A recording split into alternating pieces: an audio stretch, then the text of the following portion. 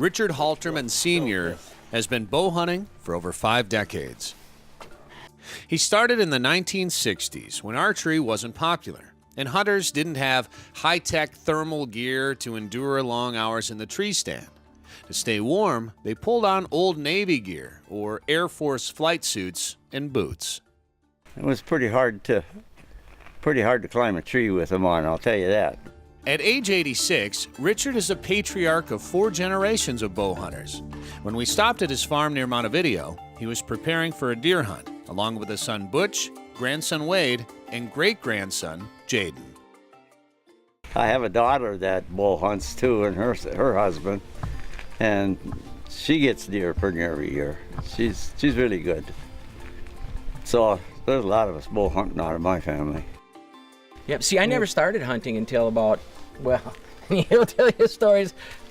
He tells a story like I came home from college, and a hippie, and he had these nice deer hanging there, and he said, "Look at those beautiful deer." And I said, "Yeah, they'd be beautiful. They were still running wild and free in the woods." But after I got that first deer, I called my dad, and my dad reminded me of that story. But after, I got my first deer, I felt like, oh my God, I'm bringing one home for the tribe, and you get this feeling that I had never felt before. I'd shot pheasants and ducks, but I never had that feeling when I saw those. It took me 5 years to get my first deer because he'd get mad at me for reading a book, in the tree stand. No, you can't be doing that, And but pretty soon I caught on. I got that first deer, and I think I've only missed 1 year since then of not getting a deer.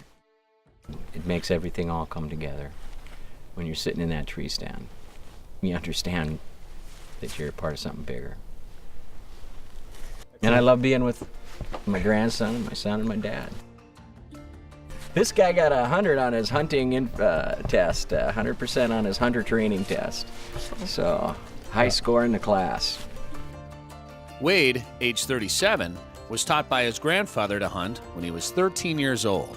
He used to bring me along slug hunting and sit me out in a snow patch or up in a pine tree somewhere, and I'd sneak off and go and drink hot chocolate while he'd see all the deer. Eventually, Wade developed Grandpa's love of archery hunting. The greatest thing about bow hunting is going out there and sitting up in the tree, and nothing knows that you're there. Nothing can smell you, nothing can see you. Everything just goes on like it normally does. And it's really nice and tranquil, it's nice and peaceful, and there's no better time to just sit and think than when you're up in a tree stand. It brings 4 generations of family together, and since I can remember, this is the one time when we get 4 generations of us out in one spot, and it's really special. The thing about bow hunting, when I started, it wasn't very popular. The rifle hunters would accuse the bow hunters of crippling deer, just like they didn't, And we had to defend ourselves. And I think a bow hunter, if he started like when I did, you put a lot of effort into tracking a deer. I don't care if it takes all day or the next morning or whatever, if it's cold. I mean, sometimes we spend you want to find that deer. We don't want to leave it. Because of a bad arm, Richard Halterman started hunting with a crossbow about 8 years ago. In Minnesota, anyone with a license can hunt deer, bear, and turkey with a crossbow during firearm season. But during archery season, crossbow hunters must hold a disability permit or be over the age of 60. Before he heads out to his deer stand, Richard assembles his crossbow with a little help from his son and great-grandson. Goes in, okay, there we go. Yeah. And then you got to twist it up. This must go in like this then, I see. Uh-oh, that ain't gonna be easy, Father. Yeah, but don't go like that. It goes to this side. It goes on that side. I couldn't wind it. Well, do we have a... Fill Hey, up. you know what? I think I can actually get it, maybe. Pretty talented. Guitar fingers.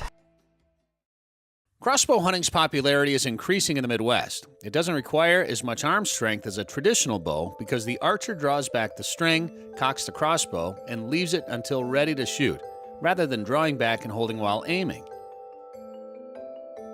The four head out to hunt in different locations. None of them happen to bag a deer that day, but it's not the primary reason they go out with a bow. When you're out there, it's all clear. It's really clear. You're just part of something really big. You're part of nature. You're part of something that's much bigger than anything that's happening.